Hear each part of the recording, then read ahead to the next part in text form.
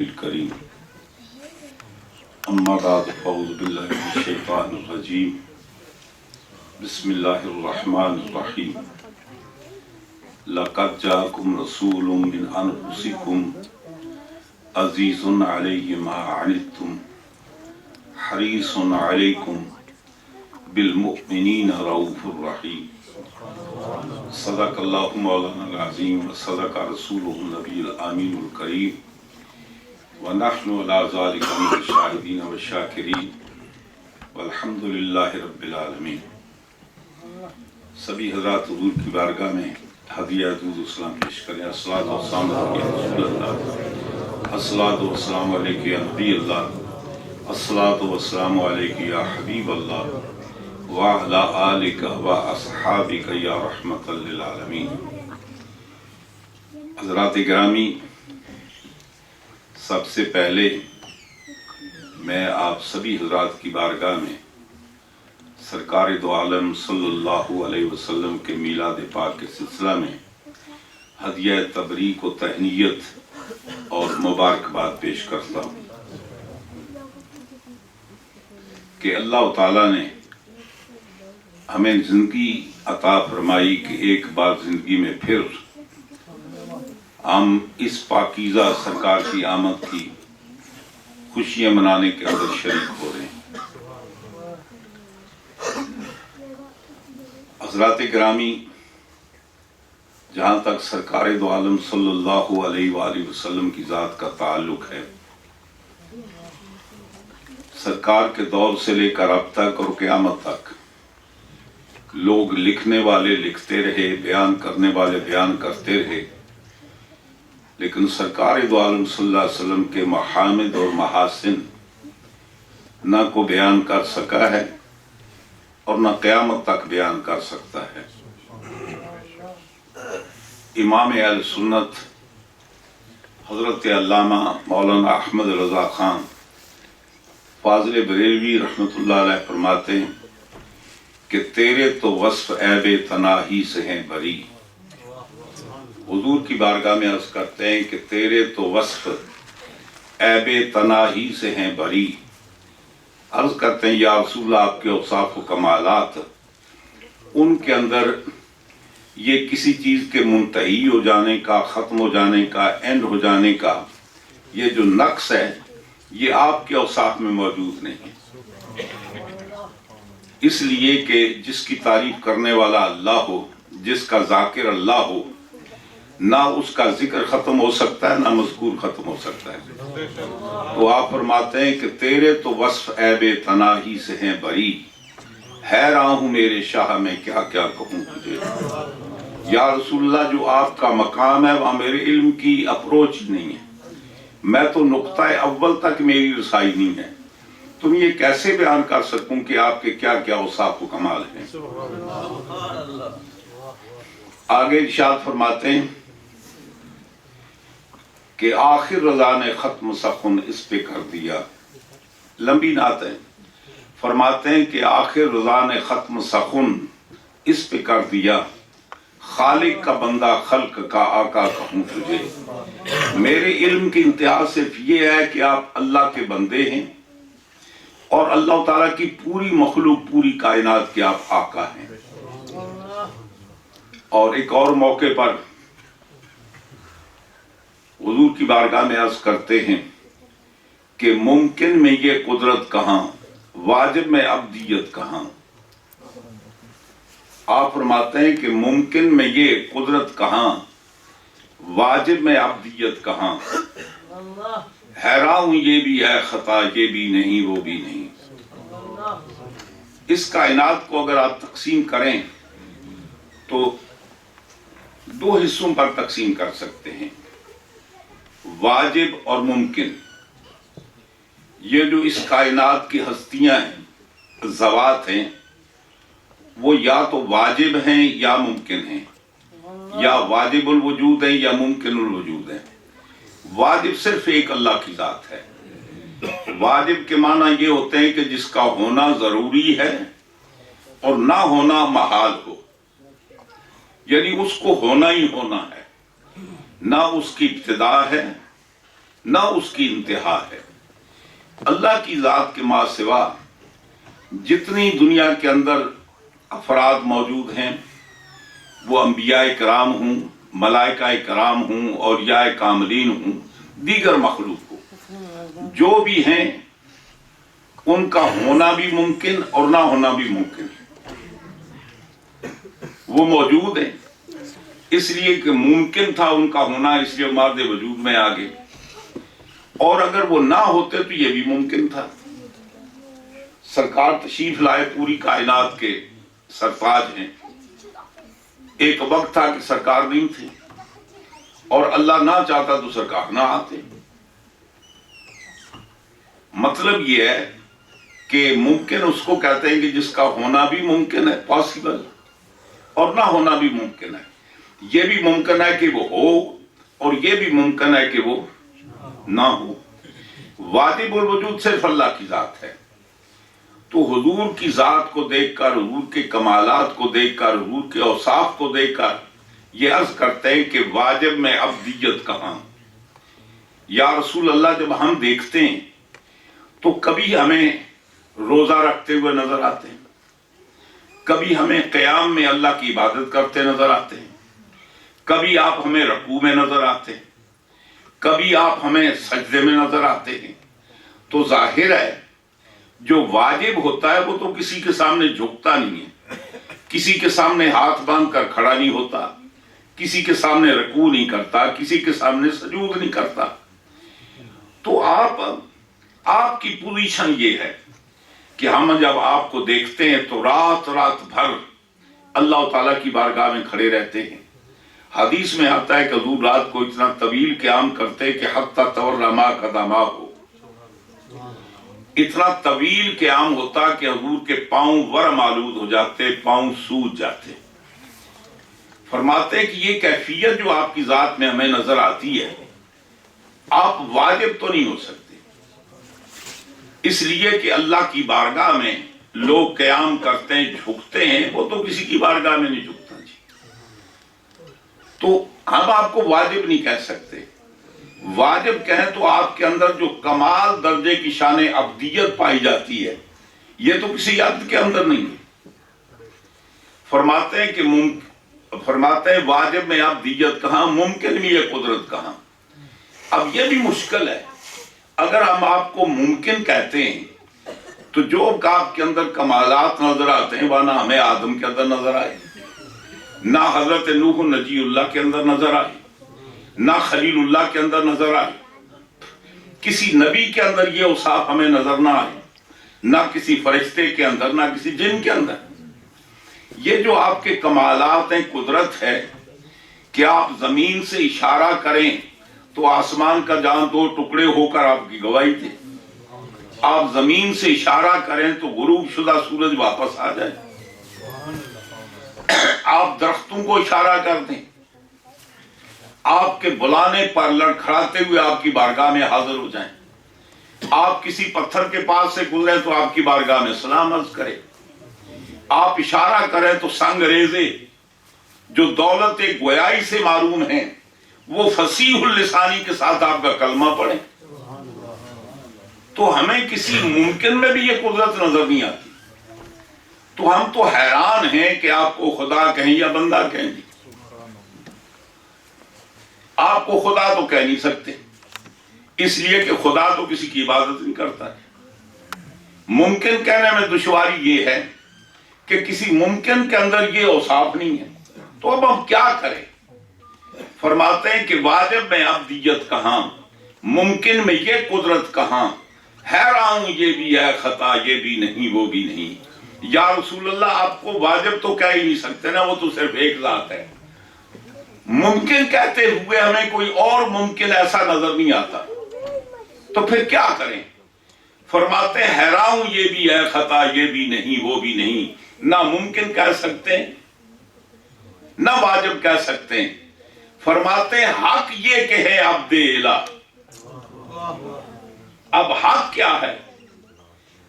حق یہ کہ ہے عبد الہ اور عالم امکان کے شاہ۔ فرماتے ہیں حق بات یہ ہے آپ اللہ کے تو بندے ہیں لیکن پوری کائنات کے مقتدا ہیں، پوری کائنات کے آپ مطاع ہیں، پوری کائنات کے آقا و سردار ہیں۔ اور لمبی نعت آخر میں فرماتے ہیں نا کہ ہماری سمجھ میں تو اتنی بات نظر آتی ہے، آخر رضا نے ختم سخن اس پہ کر دیا، خالق کا بندہ خلق کا آقا کہوں تجھے۔ آپ اللہ کے تو بندے ہیں لیکن تمام کائنات کے آپ آقا ہیں، اللہ تعالیٰ نے آپ کو مالک بنا کر بھیجا۔ ایک اور بات عرض کرتے چلوں، علماء کرام یہاں تشریف فرما ہیں، عربی زبان کا ایک قاعدہ ہے، قاعدہ یہ ہے اگر کسی کلام نکرہ کو ایک کلام کے اندر مکرر ذکر کیا جائے تو دوسرا نکرہ پہلے کا غیر ہوتا ہے۔ اگر کسی معرفہ کو ایک کلام میں ایک سے زائد بار تکرار کی جائے تو دوسرا معرفہ پہلے کا عین ہوتا ہے۔ یہ جس کو آپ کہتے ہیں کامن نون اور پراپر نون، نکرہ کے معنی ہوتے ہیں کہ وہ کامن نون ہوتا ہے، اس کے تمام نو کے جتنے افراد ہیں نا سب پر صادق آتا ہے۔ آپ شہر کہتے ہیں جی تو یہ کیا ہے؟ نکرہ ہے۔ آپ کسی شہر کو بھی شہر کہہ سکتے ہیں،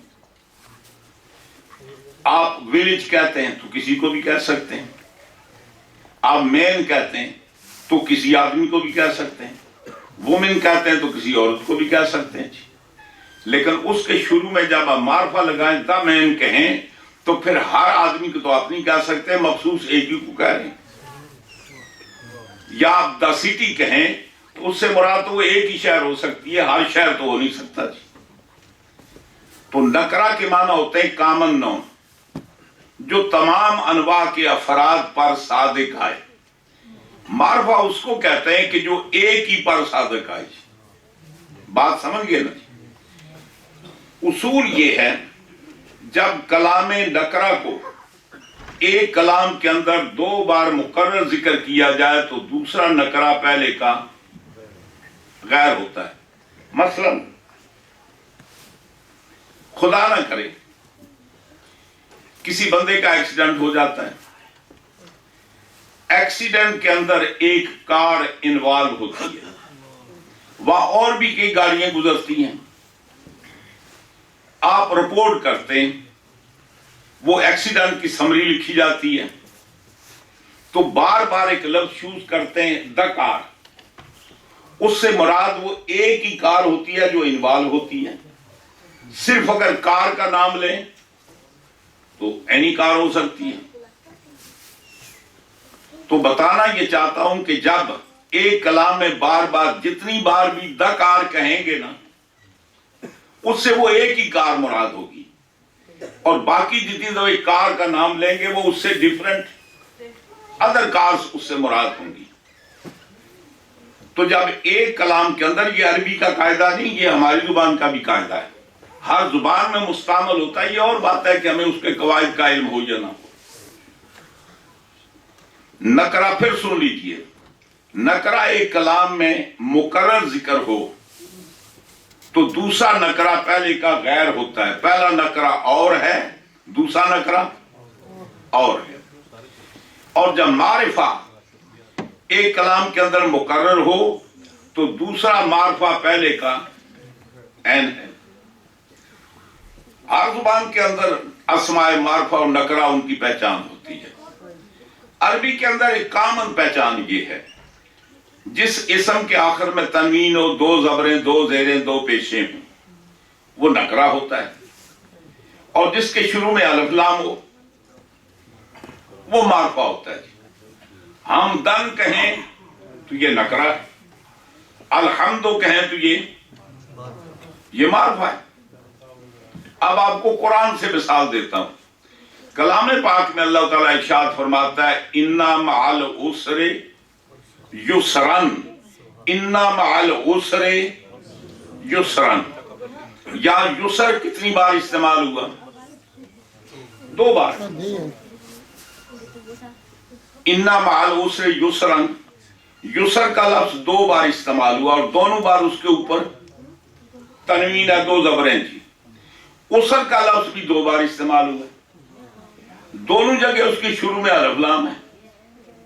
तो यूं समझिए कि लफ्ज़ युसर जो है वो एक ही कलाम है ना, इन्ना माल उसर युसरा, इन्ना माल उसर युसरा, यानी कलाम वाहिद में युसर 2 बार इस्तेमाल हुआ है, उसर भी 2 बार इस्तेमाल हुआ है। युसर दोनों बार नकरा इस्तेमाल हुआ है और उसर दोनों बार मारफा इस्तेमाल। ये कह रहा था कि 2 बार युसर का लफ्ज इस्तेमाल हुआ, 2 बार उसर का लफ्ज इस्तेमाल हुआ। आयत का माना क्या हुआ? अल्लाह फरमाता है अब 2 बार युसर से 2 आसानियां मुराद है। 2 बार उसर का जिक्र हुआ, उससे 1 उसर मुराद है। अब इसका फसीह तर्जुमा ये है, ये तर्जुमा नहीं कि हर तंगी के साथ आसानी है, हर तंगी के साथ आसानी है। करेक्ट तर्जुमा ये है कि 1 तंगी के साथ 2 आसानियां हैं। दोनों तंगियों से 1 तंगी मुराद है और दोनों आसानियों से 2 आसानियां मुराद है। ये बात आप समझ गए ना जी? अच्छा, अब आइए जरा कायदा आप समझिए। कलाम पाक में अल्लाह ताला फरमाता है, ऐ महबूब यूं मेरी बारगाह में दुआ किया करो। हुक्म फरमाता है, कुलिल्लाहुम्मा मालिकल मुल्क तोतिल मुल्क मन तशा व तंज़िउल मुल्क मिम्मन तशा। या मुल्क मुतअद्दिद बार यूज हुआ है और दोनों जगह लफ्ज मुल्क क्या है? मारफा है। तो दूसरा मुल्क पहले मुल्क का ऐन मुराद है, एग्जैक्ट सेम, मिकदार में, हैसियत में, हर लिहाज से। तो माना इसका ये बने कि ऐ बारी ताला तू जिस मुल्क का मालिक है, जितने का मालिक है, तवज्जो फरमाए, ऐ अल्लाह तू जिस मुल्क का मालिक है, जितने का मालिक है, वो जो तेरा मुल्क है, जितने का तू मालिक है, जिसका तू मालिक है, जिसको चाहता है अता कर देता है। अगर अल्लाह ताला अपना पूरा मुल्क किसी की मिल्कियत में देता नहीं तो दुआएं क्यों करवा रहा है?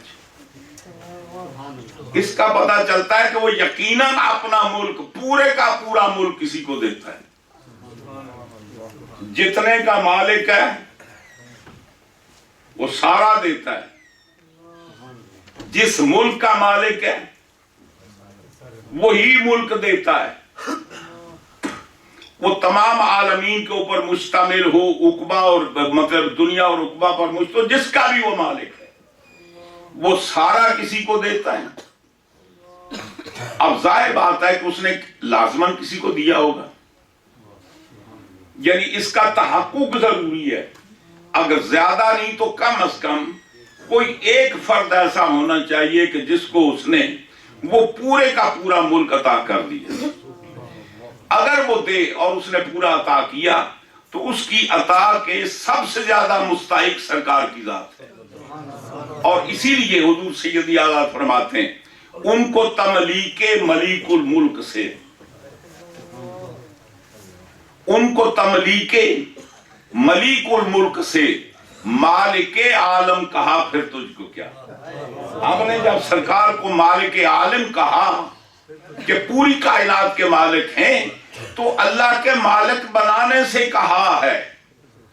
और जब एक हाथ ऊपर हो एक नीचे हो तो वो बराबर नहीं हो सकते।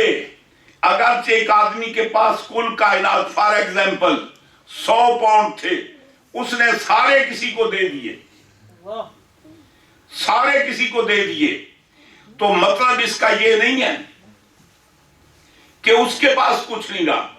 मतलब यह है कि वो देने वाला और लेने वाला उसमें फर्क है। मालिक वो भी है, मालिक ये भी है। वो मालिक किसी के बनाने से नहीं है, ये मालिक किसी के मालिक बनाने से है। तो अता और दात का फर्क है, वो देने वाला है। और फिर फर्क और भी है, इस कायनात का मालिक अल्लाह है। अल्लाह सिर्फ मालिक नहीं, वो खालिक भी है। मालिक हम भी होते हैं चीजों के, لیکن ہم اس کے خالق نہیں ہوتے، صرف مالک ہوتے ہیں۔ سبحان اللہ۔ اللہ تعالیٰ اس پوری کائنات کا خالق بھی ہے اور مالک بھی ہے۔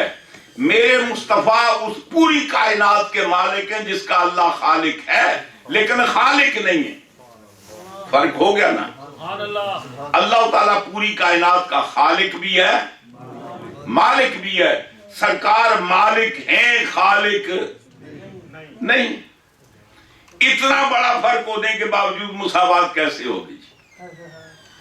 خیر، یہ برسبیل تذکرہ میں نے عرض کی، اور یہ سرکار ہی کی وجہ ہے کہ میں اور آپ یہاں بیٹھے ہیں۔ حدیث قدسی ہے، حدیث اسناد کے اعتبار سے اس کا وہ معیار نہیں ہے، لیکن اس کی تائید قرآن سے ہوتی ہے۔ یعنی مطلب یہ ہے کہ اس کی تائید قرآن سے ہوتی ہے۔ حدیث یہ ہے، اللہ تعالیٰ ارشاد فرماتا ہے کہ لولاک لما خلقت الافلاک، اے محبوب اگر آپ پہلے نہ ہوتے۔ یہ جو اکثر بیشتر لوگ ترجمہ کرتے ہیں ڈنڈی مارتے ہیں، اگر آپ کو پیدا کرنا مقصود نہ ہوتا تو میں دنیا کو پیدا، یہ مطلب نہیں ہے۔ لولا کا وجود پہلے لازمی ہے، جیسے ہے نا مولا حضرت سیدنا عمر فاروق فرماتے ہیں لولا علی لہلاک عمر، اگر علی نہ ہوتے تو عمر ہلاک ہو جاتا۔ علی کا وجود موجود ہے، یہ مطلب نہیں کہ اگر علی کو پیدا کرنا مقصود نہ ہوتا تو اس کا پھر حضرت عمر فاروق کو فائدہ کیا تھا؟ تو اللہ تعالیٰ فرماتا ہے حدیث قدسی، اے محبوب اگر آپ پہلے سے موجود نہ ہوتے تو میں اس کائنات کو پیدا نہ کرتا۔ اور اللہ تعالیٰ فرماتا ہے لولاک لما اظہرت الربوبیہ، اگر آپ پہلے سے موجود نہ ہوتے تو میں اپنا رب ہونا ظاہر نہ کرتا۔ سبحان اللہ۔ یا ایک اور بات آپ کو سمجھا دوں،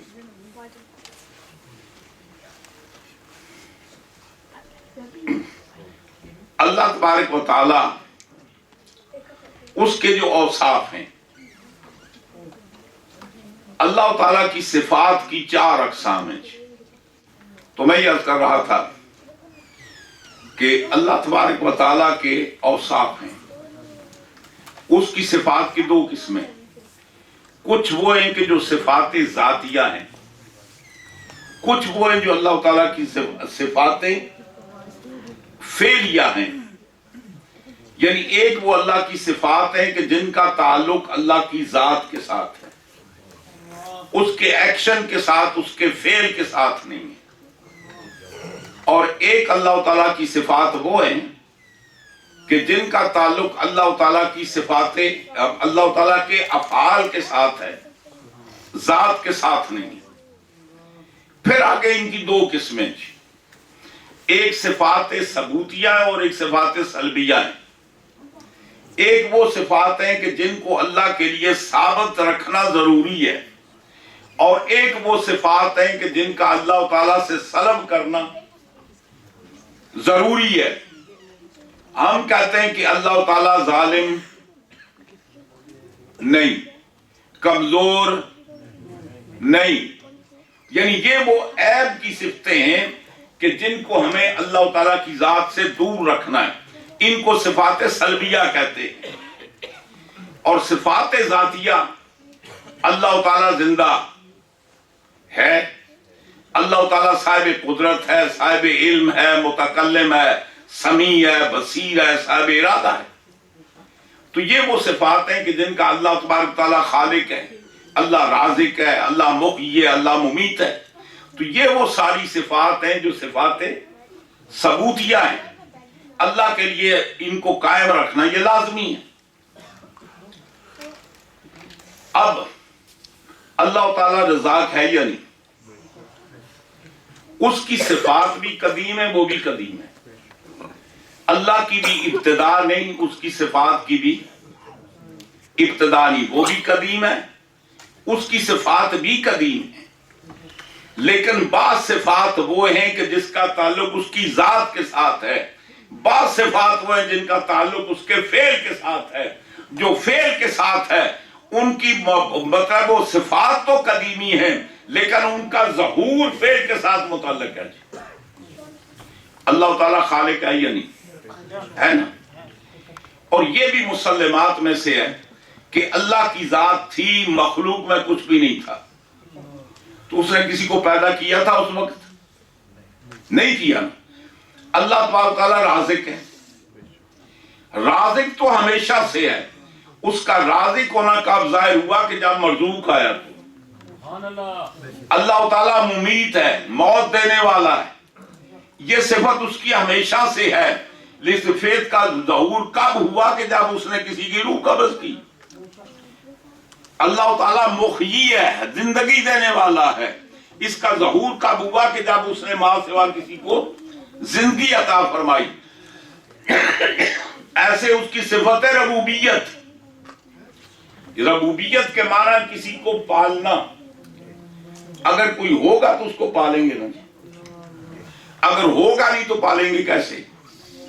تو اللہ تعالیٰ ارشاد فرماتا ہے محبوب اگر آپ اگر نہ ہوتے نا تو میں اپنا رب ہونا بھی ظاہر نہ کرتا، نہ کسی کو پیدا کرتا، نہ کسی کا رب بنتا۔ یہ میری صفات کا بھی ظہور کا سبب آپ ہیں۔ فرمایا یہ جو کائنات کو وجود بخشا ہے نا اس کا سبب بھی آپ ہیں۔ کلام پاک میں اللہ تعالیٰ ارشاد فرماتا ہے وَمَا خَلَقْتُ الْجِنَّ وَالْإِنسَ إِلَّا لِيَعْبُدُونِ۔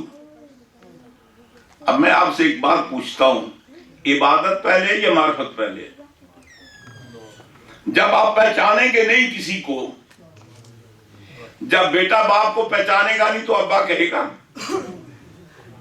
جب کسی کو پتہ ہی نہیں رسول کیا ہوتا ہے تو رسول اللہ کہے گا۔ پہلے چیز معرفت ہے، معرفت کے بعد عبادت ہے۔ اس لیے تمام مفسرین کرام فرماتے ہیں لیعبدون کا معنی ہے لیعرفون، میں نے اس لیے جنوں انس کو پیدا کیا کہ مجھے پہچانے۔ اب پیدا ہوتے تو پہچان سکتے ہی نہیں۔ کبھی کبھی ایسے ہوتا ہے محفل میں کوئی بزرگ تشریف لاتے ہیں جن کو زندگی میں پہلے آپ نے نہیں دیکھا جی، تو ان کی انٹروڈکشن کیسے ہوتی ہے، تعارف کیسے ہوتا ہے؟ وہ جو اس سے متعارف ہے نا وہ آپ کے سامنے تعارف کراتا ہے جی، یہ فلاں بزرگ ہیں، ان کا نام یہ ہے، فلاں خاندان سے تعلق رکھتے ہیں، فلاں علاقے سے تعلق رکھتے ہیں، اگر وہ شاگرد ہیں تو فلاں استاد کے شاگرد ہیں، اگر وہ مرید ہے تو فلاں پیر کے مرید ہیں، یعنی اگر کسی سلسلے سے منسلک ہیں تو فلاں سلسلے سے، یہ سارے تعارفی کلمات ہیں۔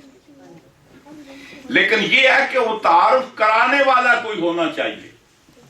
اب اللہ تعالیٰ فرماتا ہے کہ میں، اور چنانچہ دوسری حدیث ہے اللہ تعالیٰ فرماتا ہے، حدیث قدسی ہے، اللہ تعالیٰ فرماتا ہے کنت کنزا مخفیا فاحببت ان اعرف فخلقت الخلق فخلقت نور محمد صلی اللہ علیہ وآلہ وسلم۔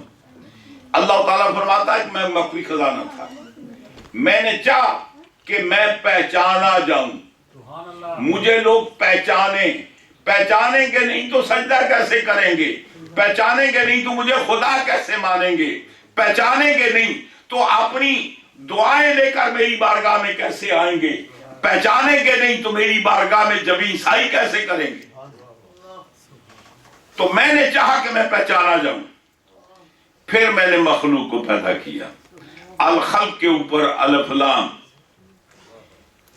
اس سے مراد سرکار کی ذات، الخلق کو سرکار کو پیدا کیا۔ اللہ تعالیٰ نے پہلے اپنے محبوب کو پیدا کیا، کروڑوں برس اپنے قرب میں رہ کر اپنی ذات کو مصطفیٰ کے سامنے متعارف کیا، اپنا تعارف خود کیا، اور پھر فرمایا کہ اب ساری کائنات کو تعارف آپ نے کرانا۔ تو سرکار دو عالم صلی اللہ علیہ وسلم پوری کائنات کو اللہ سے متعارف کرنے کے لیے تشریف لائے۔ اس لیے حضور سیدی اعلیٰ فرماتے ہیں کہ وہ جو نہ تھے تو کچھ نہ تھا، وہ جو نہ تھے تو کچھ نہ تھا، وہ جو نہ ہوں تو کچھ نہ ہو، جان ہے وہ جہان کی، جان ہے تو جہان ہے۔ آپ فرماتے ہیں جب سرکار نہیں تھے نا تو کائنات میں کچھ بھی نہیں تھا۔ وہ جو آیت میں نے پڑھی آپ کو بتاتا ہوں، فرماتے ہیں جان ہے وہ جہان کی، جان ہے تو جہان ہے۔ میرے مصطفیٰ اس پوری کائنات کی جان ہے، روح ہیں، اور روح کے بغیر جسم بیکار ہے، یہ قالب قلب کے بغیر نہیں آ سکتا۔ فرمایا سرکار کی حیثیت روح کی ہے اور پوری کائنات کی حیثیت ایک جسم کی ہے۔ اور ایک اور دوسرے نعت میں فرماتے ہیں کہ یہ جو تمہیں اس دنیا کے اندر رنگینی نظر آتی ہے، یہ عالم ہست و بود نظر آتا ہے، یہ دنیا کے اندر حسن و جمال نظر آتا ہے، تمہیں پتہ یہ کس کا صدقہ ہے؟ انہی کے دم قدم سے باغ عالم میں بہار ہے، انہی کے دم قدم سے باغ عالم میں بہار۔ وہ نہ تھے تو کچھ نہ تھا، اور وہ جو نہ ہوں تو کچھ نہ ہو۔ فرماتے ہیں جب سرکار نہیں تھے تو اللہ کی ذات کے ماں سوا کچھ نہ تھا، اگر سرکار نہ ہوتے تو یہ نہ زمین ہوتی، نہ آسمان ہوتا، نہ فرشتے ہوتے، نہ جنات ہوتے، نہ میں ہوتا، نہ آپ ہوتے، نہ یہ برمنگم ہوتا، نہ یہاں کی محفلیں ہوتی۔ یہ سب سرکار کی آمد کی وجہ ہے۔ اور ایک اور ہستی بولی، رئیس المجددین حضرت قبلہ عالم پیر سید امیر علی شاہ صاحب رحمت اللہ علیہ۔ آپ فرماتے ہیں تمہیں پتہ ہے یہ جو سرکار تشریف لائے ہیں یہ کہاں سے آئے؟ ان کے وجود کا فلسفہ کیا ہے؟ آپ فرماتے ہیں یہ صورت ہے، یہ صورت ہے بے صورت تھی۔ فرماتے ہیں یہ جو تمہیں صورت نظر آتی ہے، کبھی تمہیں قیام میں نظر آتی ہے، کبھی تمہیں رکوع میں نظر آتی ہے، کبھی تمہیں سجدوں میں نظر آتی ہے، کبھی یہ تمہیں حلیمہ سعدیہ کی بکریاں چراتے ہوئے نظر آتی ہے، کبھی یہ دشمنوں کے پتھر کھا کر لہو ہوتی نظر آتی ہے۔ تمہیں پتا یہ صورت کہاں سے آئی؟ کبھی تمہیں مکے میں نظر آتی ہے، کبھی تمہیں یہ مدینے میں نظر آتی ہے۔ یہ صورت ہے بے صورت تھی، یہ صورت ہے بے صورت تھی، بے صورت ظاہر صورت تھی۔ فرماتے ہیں یہ جو صورت ہے تمہیں پتا ہے یہ کس کا مظہر بن کر آئے؟ فرماتے ہیں یہ اس کا مظہر بن کر آئے جو صورت نہیں رکھتا۔ میں عمر کا تقاضا ہے، اگر بھول نہ جاؤں تو مجھے یہ نقطہ یاد کرا دینا، آپ کو ایک اور بات بتانا چاہتا ہوں۔ اس کائنات پر غور کیجئے، چار چیزیں ہمیں نظر آتی ہیں، پانچویں نظر نہیں آتی۔ اس پوری کائنات کو سمرائز کریں نا، مختصر کریں، نچوڑ نکالیں، خلاصہ نکالیں، چار چیزیں نظر آتی ہیں، پانچویں کوئی نہیں۔ یا ہمیں ذات نظر آتی ہے، یا صفات ہیں، یا اسماء ہیں، یا افعال ہیں۔ دیکھیں نا، کسی ذات کو پہچاننا چاہتے ہیں تو پہلے کیا ہوتا ہے؟ ذات ہے نا، اس کے بعد اسم ہے۔ حضرت علامہ مولانا اشفاق احمد صاحب قاضی تشریف فرما ہیں، یہ ان کی ایک ذات ہے، پرسنالٹی ہے، شخصیت ہے۔ ان کو پہچاننے کے لیے پہلے تو اسم کی ضرورت ہے نا۔ ان کا اسم گرامی کیا ہے؟ اشفاق احمد۔ پھر ان کی صفات، ہائیلی ایجوکیٹڈ آدمی ہے، پڑھے لکھے ہیں، ادارہ منہاج القرآن کے فارغ و تحصیل ہیں، اس کے سربراہ، یہ صفت ہے۔ اب چوتھی چیز فعل، یہ کرتے کیا ہیں جی؟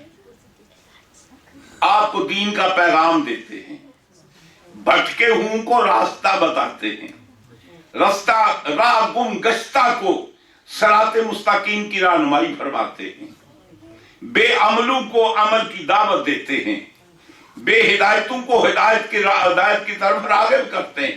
یہ کیا ہے؟ ان کا فعل ہے، ایکشن ہے۔ اب یہ پوری کائنات ہے، اس پوری کائنات میں یا ذات ہے یا صفات ہے یا اسماء ہے یا فعل ہے۔ ذات تو صرف اللہ کی ہے، ہاں جی، صرف اللہ کی ذات ہے۔ یہ ہمارے بزرگوں کا معمولی وحدت الوجود، اس کا معنی یہ ہے کہ وجود ایک ہی ہے۔ بھائی دیکھیں نا، سمندر کے اندر بلبلا ہوتا ہے نا، جھاگ چڑھتی ہے، ایک وقت ہوتا ہے وہ نہیں ہوتی، آپ کو بڑی ابری نظر آتی تھوڑی دیر کے بعد، تو اس کا خاک وجود ہے، نظر آئی ہو گئی۔ اصل وجود تو سمندر کا ہے جو پہلے سے موجود ہے۔ تو فرماتے ہیں اصل وجود تو اسی کا ہے، وحدت الوجود صرف وہی ہے۔ یہ ایک شیخ اکبر کا دشمن تھا، 7ویں 8ویں صدی کا علاء الدولہ سمنانی، ابن تیمیہ کے دور میں۔ شیخ اکبر کے دور میں سب سے پہلے شیخ اکبر کا رد کیا ابن تیمیہ نے، وحدت الوجود کے خلاف ایک کتاب لکھی، رد کیا۔ اس پر اس کو تسلی نہیں ہوئی، پھر ایک فتویٰ مرتب کیا، اور اس دور کے علماء سے، وہ کتاب میرے پاس ہے، سارے اس دور کے علماء سے سائن کرا، یہ سائن کرو یہ کافر ہے، اس سے پناہ مانگے، اللہ تعالیٰ ان تکفیریوں سے بچائے۔ میرے خواجہ آئے نا جی، برے صغیر میں 90 لاکھ غیر مسلموں ہندوؤں کو مسلمان کیا۔ یہ بڑے بڑے اسلام کے دائی، کافر تو انہوں نے بہت کیے ہیں جی، وہ تو ان کی کتابیں بتاتی ہیں، لیکن ہم پوچھ سکتے ہیں کہ آپ نے مسلمان کتنے کیے ہیں؟ برطانیہ میں آپ کو بڑے ملا ملیں گے، کافر بنانے والے تو بڑے ملیں گے۔ پوچھے حضرت 25-30 سال برطانیہ میں گزر گئے، مسلمان کتنے کیے؟ کافر تو آپ نے بہت کیے ہیں۔ بیک جنبش قلم کتنوں کو کفر تک پہنچایا ہے، کبھی کسی کو مسلمان بھی کیا۔ اسی دور میں ایران کے اندر ایک آدمی تھا علاء الدولہ سمنانی، وہ جو شیخ اکبر کا نام لیتا تھا، اس کو خلاف کفر کا فتویٰ دے کر واجب القتل کرا کر اس کو وہ قتل کروا دیتا تھا۔ پہلا بندہ جس نے وحدت الشہود کا نظریہ شیخ اکبر کے مقابلے میں ایجاد کیا۔ تاریخ کے لیے آپ کے لیے اتنی بات کافی ہے، عرض میں کچھ اور کر رہا تھا۔ گزارش یہ تھی کہ ذات ایک ہے، بالکل واجب الوجود۔ پھر کبھی موقع ملا انشاءاللہ تو آپ کو بتاؤں گا یہ وحدت الوجود کیا ہے۔ یہ کسی مولوی کی خانہ دار بات نہیں، یہ سرکار کی تعلیمات ہیں، یہ مولا کائنات کی تعلیمات ہیں، حسنین کریمین کی تعلیمات ہیں، اور سب سے بڑے اس کے مبلغ امام زین العابدین ہیں، پھر باجید بستامی ہیں، جنید بغدادی ہیں، شیخ شبلی ہیں، عبد القادر جیلانی ہیں، مولانا عبد الرحمن جامی ہیں، خواجہ باقی باللہ رحمت اللہ علیہ ہیں، بڑے بڑے اکابر حضرات۔ تو اب یہ کہہ رہا تھا کہ ذات ایک ہے، باقی کائنات میں جو کچھ ہے یا اس کی ذات کا مظہر ہے، یا اس کی صفات کا مظہر ہے، یا اس کے اسماء کا مظہر ہے، یا اس کے فعل کا مظہر ہے۔ فرشتے کیا ہیں؟ یہ سارے اللہ تعالیٰ کے اسماء کے مظاہر ہیں۔ انبیاء کرام کیا ہیں؟ یہ سارے اللہ تعالیٰ کی صفات کے مظاہر ہیں۔ اللہ کی صفات کا ظہور انبیاء کرام کی معرفت۔ میں اور آپ بیکار تو نہیں ہیں، ہم اللہ تعالیٰ کے افعال کے مظہر ہیں۔ ہاں ہمیں اس نے پیدا کیا, ہم نے پیدا ہو کر بتایا وہ خالق ہے, ہم نے رزق پا کر بتایا وہ رازق ہے, ہم نے موت کو قبول کر کے بتایا, فنا کر کے بتایا کہ وہ ممیت ہے, ہم نے زندگی حاصل کر کے بتایا کہ اللہ تعالیٰ کی ذات حیات دینے والی ہے. ہم کو بیکار نہیں ہے, ہمارے ساتھ یہ کارخانہ حیات وابستہ ہے, کبھی آپ نے آپ کو بیکار نہ سمجھنا. اللہ فرماتا ہے کہ میں نے مخلوق کو عبث پیدا کیا, تم اپنے مصرف کو نہ سمجھو تو بات اور ہے. اس نے بغیر مصرف کے کسی کو پیدا نہیں کیا. تو ہم سارے کون ہیں؟ اللہ کے افعال کے مظہر ہیں, انبیاء کرام اللہ کی صفات کے مظہر ہیں, ملائکہ اللہ کے اسماء کے مظہر ہیں. اللہ کے اسم لا تعداد متعدد ہیں, اس کے مظاہر بھی متعدد ہیں, اللہ کی صفات بھی متعدد ہیں اور اس کے مظاہر بھی متعدد. اللہ کے افعال بھی بے شمار ہیں, اس کے مظاہر بھی بے شمار ہیں. اللہ کی ذات ایک ہے, اس کا مظہر بھی ایک ہے, کیونکہ ذات بخت ایک ہے, اس کا مظہر بھی ایک ہے. اب بتاتا ہوں کیسے. کلام پاک میں اللہ تعالیٰ نے کچھ واقعات بیان کیے. موسیٰ علیہ السلام کو طور پر گئے, اللہ تعالیٰ سے ہم کلامی کا آپ کو شرف حاصل ہوا. سوچا جس کے کلام میں اتنی مٹھاس ہے, جس کا کلام اتنا دل ربا دینے والا ہے, اس کی صورت, اس کا جمال کیا, صورت سے دو پاک ہے, اس کا جمال کیسا ہوگا. بے قرار ہوئے کہ جس کا کلام میں آواز نہیں کہہ رہا ہوں, جس کا کلام اتنا مسحور کن ہے, جس کے کلام میں یہ لذت ہے, وہ متکلم کیسا ہوگا. فوری طور پر زبان پر مطالبہ آ گیا, رب ارنی انظر الیک, اے متکلم ذرا سامنے آ میں تجھے دیکھ لوں. اور علامہ اقبال نے بھی کہا تھا نا, علامہ اقبال بھی کہتے ہیں کہ کبھی کہ حقیقت منتظر نظر آ لباس مجاز میں, کہ ہزاروں سجدے تڑپ رہے ہیں میری جبین نیاز میں. تجھے غائبانہ تو بڑے سجدے کیے ہیں, مولا کبھی سامنے آتا پھر تیری بارگاہ میں قیام کرتے تو لطف اور ہوتا. تجھے اگر لباس مجاز میں دیکھ لیتے, تیرے سامنے رکوع کرتے, اس رکوع کا مزہ کچھ اور ہوتا, تیری بارگاہ میں سجدہ ریز ہوتے, اس کا لطف کچھ اور ہوتا. فرماتے ہیں کبھی اے حقیقت منتظر نظر آ لباس مجاز میں, کبھی اے حقیقت منتظر نظر آ لباس مجاز میں, کہ ہزاروں سجدے تڑپ رہے ہیں میری جبین نیاز میں.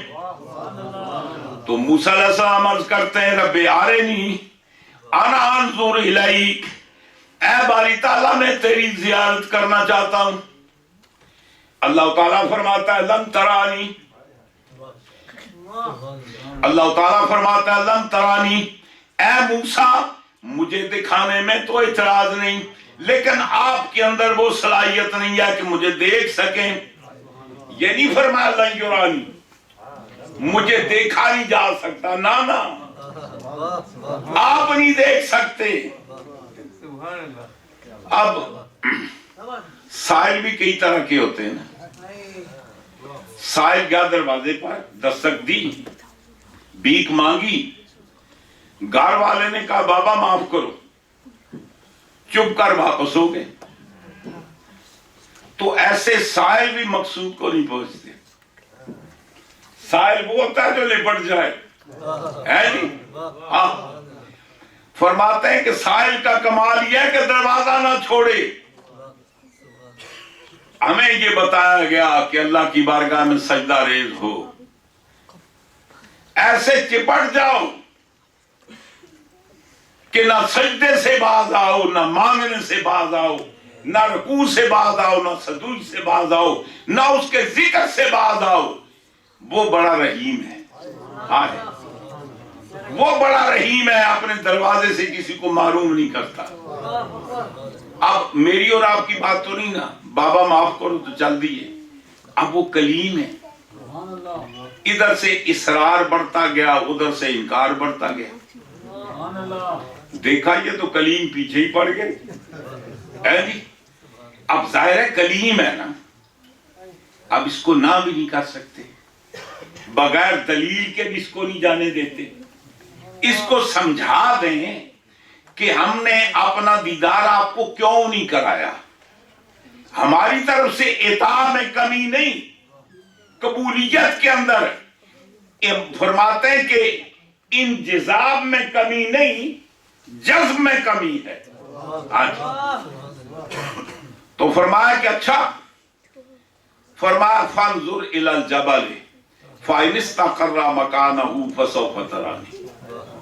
دیکھا نہیں کلیم ٹلے گا تو نہیں، تو میں نے کلیم بنایا نا اس کو۔ اب اپنوں کو تو ان کا دل بھی نہیں توڑا جاتا۔ اللہ تعالیٰ نے فرمایا اچھا ایسے کرتے ہیں، آپ ذرا پہاڑ کو دیکھیں۔ آپ نے نظریں جما کر پہاڑ کو دیکھا، قرآن کہتا ہے فلما تجلی للجبل جعلہ دکا وخر موسیٰ صاعقا۔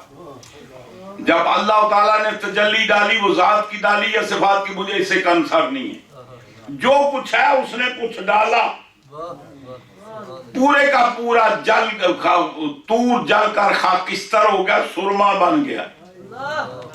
موسیٰ علیہ السلام بے ہوش ہو کر زمین پر تشریف لائے۔ اچھا، قرآن کہتا ہے فلما افاقہ، اب جب افاقہ ہوا نا تو اللہ کی بارگاہ میں اللہ میری توبہ، میں نے جو سوال کیا نا وہ نہیں کرنا چاہیے تھا۔ اللہ نے مطمئن کر کے بھیجا۔ اچھا، ابراہیم علیہ السلام اللہ کی بارگاہ میں عرض کرتے ہیں باری تعالیٰ، اے باری تعالیٰ کہ آرنی کیف تحیی الموتیٰ، تو مجھے یہ بتا کہ تم مردے کیسے زندہ کرتا ہے۔ ایمان تو ہے، مشاہدہ کرنا چاہتا ہوں، دیکھنا چاہتا ہوں۔ اللہ تعالیٰ نے فرمایا کوئی بات نہیں، خود اربعۃ من الطیر، 4 پرندے پکڑ لیں اور اپنی طرف ان کو ہلا لیں، ثم جعل كل جبل منہن جزءا، اور ان کو کیما کرے، ٹکڑے ٹکڑے کر کے مختلف پہاڑوں کے اوپر رکھ دے، ثم ادعوہن، پھر آپ ان کو نام لے کر بلائی، یاتین کا سایہ، بلا تاخیر نبی کے بلاوے پر فوراً آئیں گے۔ اب جب وہ مشاہدہ ہوا نا تو کہتے ہیں رب ارنی کیف تحیی الموتیٰ قال اولم تؤمن۔ اللہ نے فرمایا کہ آپ کا ایمان نہیں؟ فرمایا قال بلا، کیوں نہیں؟ ولکن لیطمئن قلبی، مشاہدہ کرنا چاہتا ہوں۔ جب وہ مشاہدہ ہو گیا تو کہتے باری تعالیٰ اب میں نے مشاہدہ کر لیا کہ تم مردوں کو زندہ کر سکتا ہے۔ عزیر علیہ السلام بیت المقدس کی بستی میں جا رہے ہیں، شہر تباہ ہوا دیکھا تو دیکھا یہ دوبارے کیسے یہ شہر آباد ہو سکتا ہے، یہاں رونقیں ہو سکتی ہیں، مارکیٹیں پھر کھل سکتی ہیں، دکانیں سج سکتی ہیں، یہ کیسے ہوگا؟ یعنی مطالبہ نہیں کیا، تعجب کا اظہار کیا۔ او کالذی مر علی قریۃ وہی خاویۃ علی عروشہا قال انا یحیی ہذہ اللہ بعد موتہا، وہ اللہ اس کو شہر کو کیسے آباد کرے گا؟ فاماتہ اللہ مئۃ عام، 100 سال کے لیے۔ ایک ہے ماتا یموت تو مر جانا جی، ایک ہے اماتہ باب فعال ہے، موت مرے نہیں، موت طاری کر دی۔ ثم بعث، پھر ان کو اٹھایا، پوچھا کم لبثت، اچھا حضرت کتنا عرصہ یہاں ٹھہرے تھے؟ ان کا یوم و بعد یوم، دن یا دن کا تھوڑا سا حصہ۔ خیر میرا واقعہ کرنا مقصود نہیں، جو مطالبہ کیا تھا جب آنکھیں گلی تو شہر کی سڑکیں بھی بڑی بنی، تیار رونق تھی، بازار بھی سجے ہوئے تھے، آدمیوں کی چہل پہل تھی، رونق تھی، پہلے سے کہیں زیادہ رونق تھی۔ اللہ نے دکھا دیا۔ اب سوال یہ پیدا ہوتا ہے، ابراہیم علیہ السلام نے مطالبہ کیا کہ تم مردے کیسے زندہ کرتا ہے، اللہ نے تاخیر کی، فوٹوفاٹ دکھائے۔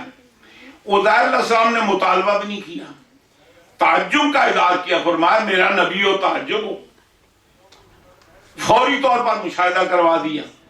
موسیٰ علیہ السلام کو طور پر گئے، پہلے تو نالین اتروائے، فخلا نعلیک انک بالوادی المقدس طویٰ، پہلے تو نالین اتروائے، پھر 40 دن کا چلا کٹوایا۔ یہ جو پتہ ہے، یہ ہمارے بزرگ نہیں چلا کاٹتے، یہ وہ آوارہ گردوں کا چلا نہیں، شہر گلی گلی میں یعنی نام چلا اور گلیوں میں گھوم رہے، بس چلا تو ایک جگہ ہوتا ہے جی، ہے جی، در در کی ٹھوکریں کھا رہے ہیں، دروازے دروازے پر جا رہے ہیں اور نام رکھا ہے چلا۔ یہ جو چلا ہوتا ہے نا، اصل چہلم ہوتا ہے جی، یہ چلا جو کاٹا جاتا ہے یہ روح کی ترقی کے لیے۔ یہ آپ جسمانی طور پر کمزور ہوں، مسل کمزور ہوں، تو آپ کو یہ کہا جاتا ہے کہ آپ جم میں جائیں، وہاں جا کر ایکسرسائز کریں، پھر وہاں آپ کا ایک ٹیچر ہوتا ہے، وہ آپ کو بتاتا ہے کیسے ایکسرسائز کرنی ہے۔ ایکسرسائز کرنے کے بعد آپ کی صحت اچھی بنتی ہے، مسل آپ کے مضبوط ہوتے ہیں، سٹیمنا آپ کے اندر پیدا ہوتا ہے، آپ کی جسمانی قوت مضبوط ہوتی ہے۔ ایسے روح کی بھی ایکسرسائز ہوتی ہے، یہ چلے روح کی ایکسرسائز، تنہائی میں رہ کر اللہ تعالیٰ کو یاد کرنا، اس میں روح کو پراگرس ہوتی ہے، روح تازہ ہوتی ہے۔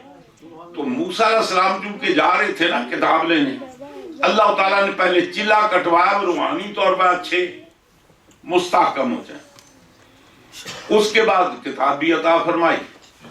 جب زیارت کا مطالبہ کیا تو اللہ تعالیٰ نے نہیں مانا جی۔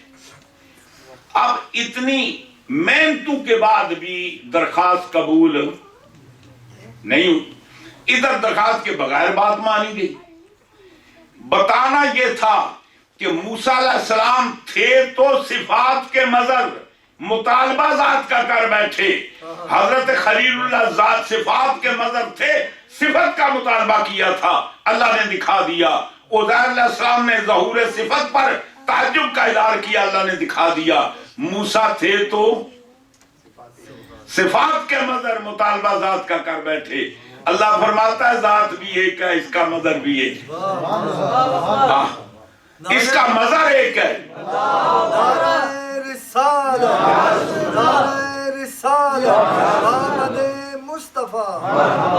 آقا فرماتے ہیں اٹھے جو کسرے دنا کے پردے، اٹھے جو کسرے دنا کے پردے، کوئی خبر دے تو کیا خبر دے، وہاں تو جائی نہیں دوئی کی، نہ کہہ کے وہ بھی نہ تھے، ارے تھے۔ فرماتے ہیں کہ پھر خداوند قدوس نے ایسے مقام پر بلا کر اپنے محبوب ذات کے مظہر تھے نا، پھر ظہور تام میرے مصطفیٰ کو عطا کیا۔ تو ذات کا تو مظہر ہی ایک ہے، اگر مصطفیٰ نہ آتے، جب ذاتی کا ظہور نہ ہوتا تو صفات کا ظہور کدھر سے ہوتا؟ یہ ساری وجہ سرکار کی وجہ سے ہے۔ تو حضرت عارف حضرت پیر میل شاہ رئی سن الدین فرماتے ہیں اے صورت ہے بے صورت تھی، بے صورت ظاہر صورت تھی، اور بے رنگ دسے او بے رنگ دسے اس مورت تھی، بے رنگ دسے اس مورت تھی، وچ وحدت پھٹیاں جت گھڑیاں۔ فرماتے ہیں یہ صورت کس سے ہے؟ یہ اس کا مظہر ہے جس کی صورت نہیں ہے۔ فرماتے ہیں کہ وہ بے مثال کیوں ہے، بے کیف بے چون کیوں ہے، بے رنگ دسے اس مورت تھی، اس لیے جب اس کے ظہور کا جواب نہیں مظہر کا تو اصل کا جواب کیسے ہو سکتا ہے؟ اور آگے ایک نکتہ فرمایا، آپ فرماتے ہیں وچ وحدت پھٹیاں جد گھڑیاں. یہ جو نہیں ہے ٹائم اور سپیس یہ کب شروع ہوا جی؟ یہ فلسفی بحث کرتے ہیں کہ ٹائم پہلے یا سپیس پہلے ہے. ارے بھائی پہلے تو مصطفیٰ ہے، یہ ساری بات کی باتیں. تو اور حضرت آپ فرماتے ہیں کہ دو چیزیں ہیں، وحدت اور کثرت. وحدت صرف اللہ کی ذات ہے، اللہ کے ماں سوا جو کچھ ہے وہ کیا ہے؟ وہ کثرت ہے. فرماتے ہیں کہ وہ وحدت میں تھا، وَكَانَ اللَّهُ وَلَمْ يَكُنْ مَعَهُ شَيْءٌ. اللہ تھا، اللہ کے ساتھ کچھ بھی نہیں تھا. وحدہ لا شریک تنہا تھا. اب جب اس نے چاہا کہ اس کا ظہور ہو، اس کے مظاہر ہوں، تو پھر وحدت نے کثرت، وحدت سے کثرت نے جنم لیا، وحدت نے کثرت کو پیدا کیا. فرماتے ہیں وچ وحدت پھٹیاں جد گھڑیاں. فرماتے ہیں اس وحدت کے اندر جب یہ کثرت نے جنم لیا تو وہ جنم لینے والی جو پہلی صورت تھی جو خدا کی مظہر بن کر آئی وہ مصطفیٰ کی ذات تھی. اچھا ایک بات بتاؤں، اللہ ایک ہے نا جی، اللہ تعالیٰ یہ نمبر والا ایک نہیں جی. یہ جو نمبر نہیں کہتے 1 2 3 4 5 6 7 یہ جہاں سے نمبر شروع ہوتا ہے، اللہ یہ ایک نہیں ہے.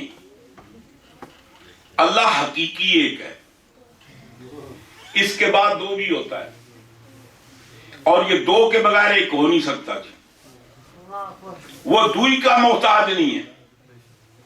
آپ سے ایک سوال کروں، ماشاءاللہ پڑھے لکھے لوگ ہیں، میتھ بھی جانتے ہیں، آپ بتا سکتے ہیں ایک کی ڈیفینیشن کیا ہے؟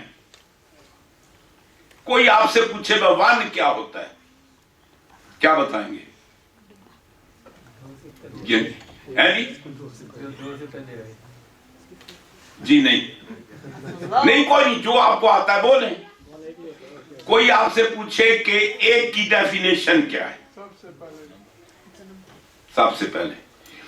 دو کی ڈیفینیشن یہ ہے کہ ایک کی ڈیفینیشن کیا؟ دو کا آدھا. ایک کی ڈیفینیشن کیا ہے؟ نصف الاثنین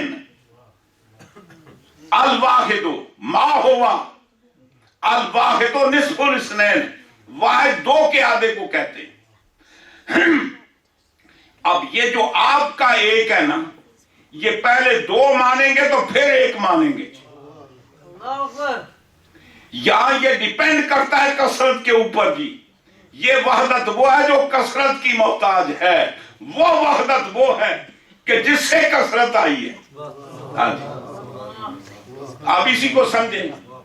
آپ سے کو پوچھے جناب دو کس کو کہتے ہیں؟ 1 + 1 2. 3 کس کو کہتے ہیں؟ 2 + 1 3. 3 + 1 4. اور 9 پر جا کر اینڈ ہو جاتا ہے کام. چھوٹے سے چھوٹا جو عدد ہے وہ کیا ہے؟ وہ ایک ہے. بڑے سے بڑا عدد وہ آگے تو ملانے پڑتے ہیں نا جی. دو ملا کر اس کو اضافہ کرتے ہیں. عدد سب سے بڑا 9 ہی ہے جی. وہاں جا کر معاملہ ختم ہو جاتا ہے جی. خیر میں یہ بات آپ کو ریاضی کی نہیں، میں اور بات بتانا چاہتا ہوں. پیر صاحب فرماتے ہیں وچ وحدت پھٹیاں جد گھڑیاں. اب وہ وحدت تھی جب خدا بندے قدوس نے یہ چاہا. اب وحدت کے علاوہ اس کے محبوب بھی آئے تو پہلی شخصیت جس کا وجود مادے وجود میں آیا وہ سرکار کی ذات ہے. اب پڑھیے شعر.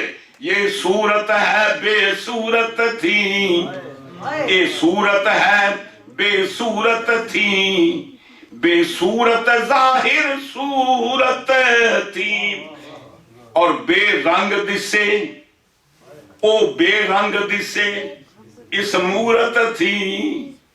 فرماتے جب اس کی مثال کوئی نہیں تو پھر لیسا کمثلہ شیء پر اس کی مثال کہاں ہو سکتی ہے؟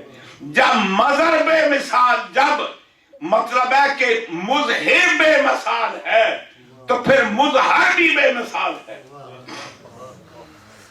اور آگے فرماتے ہیں کہ اچھا اب بات یہ ہوئی کہ یہ کہاں سے آئی صورت؟ وہاں سے ظاہر بن کر. اب جب اللہ کا پوچھنا چاہیں گے تو کس کے پاس جائیں گے جی؟ بھائی دیکھیں نا، اللہ تعالیٰ نے جس کو اپنے ظہور کے لیے بھیجا، اب ہم جب اس کے پاس جائیں گے تو کس کے ذریعے جائیں گے؟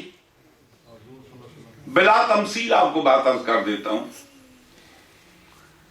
آدم علیہ السلام سے لے کر سرکار تک جتنے نبی تشریف لائے، انبیاء کے علاوہ کیا اللہ تعالیٰ نے ڈائریکٹ کسی غیر انبیاء سے اپروچ کی ہے؟ اگر وہ کرنا چاہے تو محتاج ہے کسی نبی کا؟ نہیں. وہ کسی فرشتے کا محتاج نہیں، کسی نبی کا محتاج نہیں، حتیٰ کہ سرکار ہی کیوں نہ ہو، وہ تو کسی کا محتاج نہیں ہے. اگر وہ اپنے نبی تک اپروچ کر سکتا ہے تو مجھ اور آپ تک نہیں کر سکتا؟ بالکل کر سکتا ہے. وہ بغیر وسیلے کے اپروچ کر سکتا ہے لیکن کرتا نہیں، کی نہیں. تو ہمیں بتانا چاہتا ہے اور میں کر سکتا ہوں جو کام میں نے نہیں کیا، وہ تم جو نہیں کر سکتے وہ کیسے کر رہے ہو؟ اور میری اپروچ اس کے ذریعے سے ہے، تم اس کو چھوڑ کر میرے پاس کیسے آ سکتے؟ تو اللہ تعالیٰ فرماتا ہے وَلَوْ أَنَّهُمْ إِذْ ظَلَمُوا أَنفُسَهُمْ جَاءُوكَ، اگر یہ اپنی جان پر ظلم کر بیٹھے میرے پاس آنے کی ضرورت نہیں. اور مجھے تو یہ جانتے ہی نہیں، میری معرفت تو آپ کی معرفت ہوئی نا، تو آپ کے پاس آئیں، آپ کے پاس آ کر پھر یہ آپ کو گواہ بنا کر میرا ذکر کریں، پھر آپ ان کی سفارش کر دیں، مور لگا دیں، سٹیمپ تصدیق کر دیں. لَوَجَدُ اللَّهَ تَوَّابًا رَحِيمًا، پھر اللہ ان پر توجہ بھی کرے گا اور رحم بھی کرے گا. تو اب یہ کر رہا تھا، آگے پیسا فرماتے ہیں دس صورت را بے صورت دا، دس صورت را، یہ جو صورت وہاں سے آئی ہے یہ تمہیں اس بے صورت کا راستہ بتاتی ہے، کہیں ڈائریکٹ پہنچنے کی کوشش نہ کرنا. یہ صورت جو وہاں سے آئی ہے یہی تمہیں اس تک پہنچا سکتی ہے. دس صورت را بے صورت دا، توبہ را کی عین حقیقت دا، توبہ را کی عین حقیقت دا، ایک کم نہیں بے سوجت دا، کوئی ورلیاں موتی لے تریاں. آپ فرماتے ہیں سورت کا کام کیا ہے؟ یہ اس پہ سورت کا راستہ بتاتی ہے. اس تک جانا ہے تو میرے قدموں میں آ جاؤ، اس کی بات بارگاہ تک پہنچنے کا راستہ یہ ہے. اور فرمایا کہ صرف یہ راستہ ہی نہیں بتاتے بلکہ اس کے ساتھ بھی ملا دیتے ہیں، حقیقت تک پہنچا دیتے ہیں. اور راستہ تو ہم سب بتا سکتے ہیں. ہم سے کوئی آدمی پوچھتا جی فلاں جگہ جانا کیسے کرنا، آپ کہتے ہیں یہاں سے اسٹریٹ آن، پھر آگے فرسٹ رائٹ، سیکنڈ لیفٹ، پھر فرسٹ، پھر رائٹ، فلاں. تو ہمیں وہ ساری زندگی لیفٹ رائٹ ہی تھی پھنسیا رہے. ہاں جی، کدے سجے تھے کدے کھبے. آپ اور اندازہ فرمائیں. آج کل تو یہ آ گیا نا وہ نیویگیشن جناب، اس کی معرفت ہم پہنچ جاتے ہیں. ٹم ٹم اس کا نام ہے. ہاں جی، تو نیویگیشن کے ذریعے، جب یہ نیویگیشن نہیں تھا تو کیا تھا جی؟ وہ آپ کے پاس وہ روڈ اٹلس ہوتی، اس سے دیکھتے اے ٹو زیڈ جناب. اگر وہ بھی نہ ہوتی تو پھر جب شہر میں پہنچے نا تو آپ کسی سے شہر میں پہنچ گئے، آپ کو برمنگھم آنا ہے، برمنگھم میں پہنچ آئے، لندن سے شہر میں پہنچے. اب آپ کہتے ہیں مجھے جب شہر میں پہنچ گیا تو اسے پوچھنے کی کیا ضرورت ہے، خود فائنڈ آؤٹ کروں گا. ساری زندگی برمنگھم میں پھرتا رہے، جس گھر تک جانا تھا کہ نہیں جا سکتا، پوچھنا پڑے گا. کسی آدمی کو کھڑے ہو کر کہیں گے excuse me can you guide me فلاں ایڈریس کی طرف، وہ پھر آپ کو بتائے گا. آگے جا کر پھر بھول جائیں گے.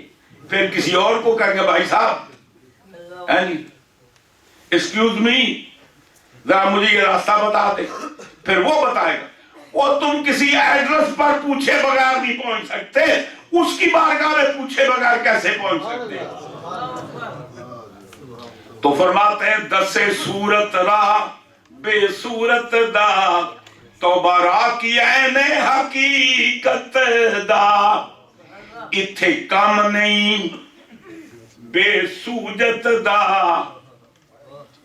یا ایک شعر یوں ہے اتھے کام نہیں ہے سوجت دا کوئی ورلیاں موتی لے تریام.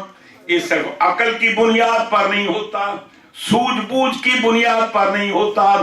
سمندر میں کئی لوگ غوطے لگاتے ہیں, بڑے تجربہ کار ہوتے ہیں, لیکن موتی کسی کو ہاتھ آتا ہے. کوئی ورلیاں موتی لے تریاں بہت کم ہوتی ہے جن کو موتی ملتے ہیں, غوطے کئی لگاتے ہیں. تو فرمایا اس کی بارگاہ میں پہنچنا چاہتے ہو تو پھر یہ راستہ ہے. تو اب یہ کر رہا تھا وہ ذات ہے, ایک ہی اس کی صفات ذات کا مظہر ہے. انبیاء کرام صفات کے مظہر ہیں, ملائکہ اس کے اسماء کے مظہر ہیں, میں اور آپ ہم اس کے افعال کے مظہر ہیں. آج کون آیا جس کے آنے سے ہمیں اس کی معرفت ملی؟ آج کون آیا جس کے آنے سے ہمیں اس کی طرف راہ ملی؟ آج کون آیا کہ جس کے آنے سے ہمارے مطلب ہے کہ سجدوں کی طرف دور ہوئی؟ آج کون آیا جس کے آنے سے ہمیں اپنا ملجا و ماوا مل گیا؟ وہ آج کون آیا جس کے آنے کی وجہ سے ہمیں وہ درگاہ مل گئی کہ یا کوئی مستعد نہیں ہوتا؟ جس کے آنے سے ہمیں خدا مل گیا. جس کے آنے سے خدا مل سکتا ہے پھر دنیا کی ہر شے اسی کے وسیلے سے ملتی ہے. جو میں نے آیت پڑھی تھی نا وہ تو ادھار رہی, مسئلہ اس کا اس سے کچھ ملتا جلتا تھا, لیکن یہ معاملہ تمہید میں کافی پورا ہو گیا. اور کچھ یہاں پروگرام لیٹ تھا مجھے, چونکہ ابھی یہاں کے بعد پھر لندن جانا ہے. وہ بچے ساتھ ہیں, انہوں نے کل اسکول وغیرہ جانا تو ان کو لندن چھوڑنا ہے جناب. تو پھر کبھی موقع ملا انشاءاللہ ملاقاتیں ہوتی رہیں گی تو حاضر ہوں گے انشاءاللہ. یہ جو آیت میں نے پڑھی یہ ادھار رہی. اصل عنوان تو اسی پر عرض کرنا تھا. جاتے دو باتیں عرض کرتے چلوں, کیونکہ سرکار کی یہ ولادت ہے, میلاد. اکثر سیرت نگاروں کی رائے یہ ہے کہ سرکار یہ جو رات ہے نا, اس رات کی صبح صادق کے وقت سرکار دنیا میں تشریف لائے. جب رات جا رہی تھی دن آ رہا تھا. دومیل دن اور رات کے دومیل کے اندر سرکار دنیا میں تشریف لائے. علماء کرام اس کی حکمت لکھتے ہیں کہ سرکار نے دونوں کو نوازا. رات ابھی پوری گئی نہیں تھی, وہ بھی مصطفیٰ کی ملادت سے مستفید ہو گئے. دن ابھی پورا آیا نہیں, پورے کا انتظار کرتے تو رات گزر جاتی. اسی لیے آپ کو پتا شرعی دن کب شروع ہوتا ہے؟ یہ دن کی دو, ایک شرعی دن ہے ایک عرفی دن ہے. عرفی دن سورج طلوع ہونے سے شروع ہوتا ہے, شرعی دن روزے سے شروع ہوتا ہے.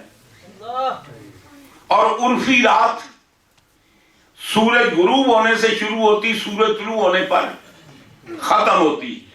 یوں سمجھیے کہ جب سرکار پیدا ہوئے تو عرفی رات تھی, شرعی دن تھا. میرے مصطفیٰ نے دونوں کو نوازا. رات بھی اس کو بھی شرف حاصل ہو, دن کو بھی شرف حاصل ہو. میرے مصطفیٰ نے دونوں کو نوازا, دونوں یہ برکت حاصل کریں. تیسری بات ایک عرض کر دوں, حضرت علامہ بیہقی رحمت اللہ علیہ نے دلائل النبوت کے اندر فرمایا کہ سرکار کی پیدائش 12 ربیع الاول دوپہر کے وقت ہوئی. سرکار کی پیدائش کب ہوئی؟ 12 ربیع الاول دوپہر کے وقت. عین اس وقت ولادت ہوئی کہ جب ابرا لشکر لے کر خانہ کعبہ پر چڑھائی کر رہا تھا, مصطفیٰ دنیا میں آ رہے تھے, ولادت ہو رہی تھی. اللہ تعالیٰ نے فرمایا کہ میرا محبوب قدم رکھ رہا. اب اس کے آنے کے بعد اگر خانہ کعبہ برباد ہو جاتا ہے تو میرے محبوب کی آمد کی توہین ہے، حضور کے قدمان کا صدقہ۔ اور آگے فرماتے ہیں حضرت ام ایمن برکت بی بی وہ بھی روایت فرماتی ہیں، حضرت شفا عبد الرحمن ابن عوف کی والدہ، وہ فرماتی ہیں کہ ہم جب گھر سے باہر نکلے نا تو ستارے مکان کے قریب آگے ہم نے ستارے دیکھے۔ آپ فرماتے ہیں اس کا مطلب ہے کہ دن کا وقت تھا، اگر رات ہوتی تو ستاروں کو نظر آنے کے لیے نیڑے آنے کی ضرورت نہیں، وہ تو نظر آتے ہیں۔ تو ستارے قریب آگے، تو ستاروں کا جھک کر آنا یہ اس بات کی علامت ہے کہ سرکار دو عالم صلی اللہ علیہ وسلم کی ولادت اس وقت ہوئی ہے۔ بہرحال سرکار کا نوازنا تھا، حضور نے اپنے قدوم محمد رسول سے اس کائنات کو نوازا، اور ہم اللہ تعالیٰ کا اتنا شکریہ ادا کریں اتنا کم ہے کہ اللہ تعالیٰ نے ہمیں حضور کا غلام ہونے کا، حضور کے امتی ہونے کا، حضور کا کلمہ گو ہونے کا اللہ تعالیٰ نے ہمیں یہ عزت اور وقار عطا فرمایا۔ ہماری ساری ابرویں حضور کی وجہ سے، ساری عزتیں سرکار کی وجہ سے، ہماری سارا مقام سرکار کی وجہ سے ہے۔ اللہ تعالیٰ اپنے حبیب کے صدقے امت محمدیہ کی آبرو کو قائم رکھے۔ دعا کریں اللہ تعالیٰ ہمارے ملک خدا داد پاکستان کو استقامت عطا فرمائے، ظالمانہ نظام سے نجات دے، اور صحیح معنوں میں قانون کی اسلام کی حکمرانی ہو۔ ہم پر وہ اللہ تعالیٰ فضل فرمائے کہ خلفائے راشدین کے غلاموں کا دور ہم پر دور آئے، اور یہ بھی دعا فرمائیں میرے مصطفیٰ تشریف لائے تھے نا تو اللہ تبارک و تعالیٰ نے جزیرۃ العرب میں کوئی لڑکی پیدا نہیں ہونے دی، لڑکے پیدا ہوئے۔ اس لیے نہیں کہ لڑکوں کے ساتھ پر سرخاب کے پر لگے ہوئے، نہ، سرکار کی نظر میں بیٹے سے بیٹی اچھی اولاد ہے۔ حضور کی حدیث حضور فرماتے ہیں آج سے 150 برس بعد بہترین اولاد بیٹیاں ہوں گی، اور والدین کی خدمت کرنے پیار کرنے والی بیٹیاں۔ بیٹے تو مطلب پرست ہوتے ہیں، اللہ ماشاء اللہ تعالیٰ کسی کو نیک بیٹا عطا فرما دے، اور اگر اس نے بھی صحیح کام کیا ہو تو پھر اس کو بھی ایسے کو تیسا، پھر معاملہ ویسے ہی ہوتا ہے۔ تو اس لیے نہیں کہ بیٹے زیادہ متبرک تھے اس لیے بیٹی عطا فرمائے، اس لیے بیٹی عطا نہیں فرمائی۔ عرب کا رواج تھا بیٹی ہوتی زندہ درگور کیا جاتا۔ میرا مصطفیٰ سراپا رحمت بن کر آیا، میرے مصطفیٰ کے قدم زمین پر لگیں، اس وقت کسی مظلوم عورت پر ظلم نہیں ہونا چاہیے۔ یا رسول اللہ، آپ نے تو تشریف لا کر کافروں کی بچیوں کی حفاظت کی، کافروں کی بچیوں کی عظمت کی حفاظت کی۔ یا رسول اللہ، یہ آپ کا کلمہ پڑھنے والے آپ کی امت کی بچیوں کے ساتھ، معصوم بچیوں کے ساتھ منہ کالا کرتے ہیں، اللہ کا عذاب نہ آئے تو اور کیا ہو۔ دعا کرے مولا، تیرے محبوب کے آنے سے تو نے لوگوں کے گلے سے غلامی کے طوق اتارے تھے۔ مولا، تیرے محبوب کا کلمہ پڑھنے والے لاکھوں کی تعداد میں کشمیری ہندو سامراج کے ظلم میں پس رہے ہیں۔ مولا تعالیٰ میرے محبوب کے آمد کے صدقے میں کو وسیلہ بنا دے، انہیں بھی آزادی ملے۔ فلسطین کے مسلمان جو سینکڑوں برس سے اسرائیل کے ظلم و ستم کا نشان ہیں، مولا تعالیٰ اپنی صدقے ان پر بھی اپنی رحمت کا دروازہ کھول دے۔ اپنے محبوب کی آمد کے صدقے میں کوئی ایسے وسائل مہیا فرما، عالم اسلام میں جہاں دہشت گردی کا دورہ ہے، جہاں مسلمان مظلوم ہیں، مجبور ہیں، مقہور ہیں، مولا تعالیٰ غیب سے ان کی مدد فرما۔ مولا، ہم دعا کرتے ہیں کہ تیرے محبوب آئے، ان کی ہم خوشی مناتے ہیں، ہم تجھ سے صدقہ مانگتے ہیں تیرے محبوب کی آمد کا۔ امت مسلمہ پر فضل فرما، امت مسلمہ کو امن کا گہوارہ بنا دے۔ اللہ اپنے حبیب کے صدقے آپ کو اور جتنے ہزار اس مسجد کے ساتھ منسلک ہیں، نماز پڑھتے ہیں، تعاون کرتے ہیں، تشریف لاتے ہیں، اور جتنے یہ ہمارے علماء اکرام جو صبح و شام سرکار کے دین کی ڈیوٹی دیتے ہیں، دین پڑھاتے ہیں، بعد اللہ کی رضا کے لیے دین کی اشاعت کرتے ہیں، دعا فرمائے اللہ تعالیٰ ان کے علم و فضل میں ان کی عمروں میں اللہ تعالیٰ برکت فرمائے، اور جو جو لوگ دین کے معاملے میں تعاون کرتے ہیں اللہ تعالیٰ ان کے بھی دین دنیا میں برکتیں فرمائے، اللہ تعالیٰ ان کی دنیا کو بھی آسان فرمائے اور قیامت کو بھی آسان فرمائے۔ اب تو جاتے ہیں محفل سے امیر، پھر ملیں گے اگر خدا لائے۔